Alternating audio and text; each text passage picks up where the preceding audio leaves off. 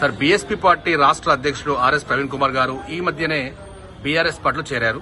So దీనిపై మీరేమంటారు? So నిజంగా అంటే ఆర్ఎస్ ప్రవీణ్ కుమార్ గురించి చూసినట్లయితే ఆయన ఒక ఐపీఎస్ ఆఫీసర్గా తెలంగాణ రాష్ట్ర ప్రభుత్వంలో అంటే గురుకులాలు డెవలప్ చేయడంలో కావచ్చు, తర్వాత వచ్చేసి అక్కడ దళిత సమాజాన్ని అంటే ఎస్సీ ఎస్టీల కోసం ఆయన అంటే చాలా సేవలు చేసిండండి. సో అట్లాంటి ఉన్నతమైన ఆయన పదవికి రాజీనామా చేసి ఈరోజు అంటే ఎస్సీ ఎస్టీ బీసీ మైనార్టీల కోసము తన సామాజిక వర్గం కోసం ఆయన తన పదవికి రాజీనామా చేసి స్వచ్ఛందంగా బయటకు వచ్చి బీఎస్పీ బహుజన్ సమాజ్వాదీ పార్టీలో మరి బహుజన రాజ్యాధికారమే లక్ష్యంగా ఆ పార్టీలో పనిచేసిందండి. మరి ఆ పార్టీలో పనిచేసిన సందర్భంలో ఈరోజు చూసినట్లయితే తెలంగాణలో 119 స్థానాల్లో బీఎస్పీ పోటీ చేసింది. మరి ఎక్కడ కూడా డిపాజిట్ రాని పరిస్థితి వచ్చింది. మరి ఆయనే తన జాతి ప్రజల కోసం బయటకు వచ్చినప్పుడు ఆ ప్రజలే ఆయనకు లేనప్పుడు ఆయన దారాలు చూసుకున్నాడు.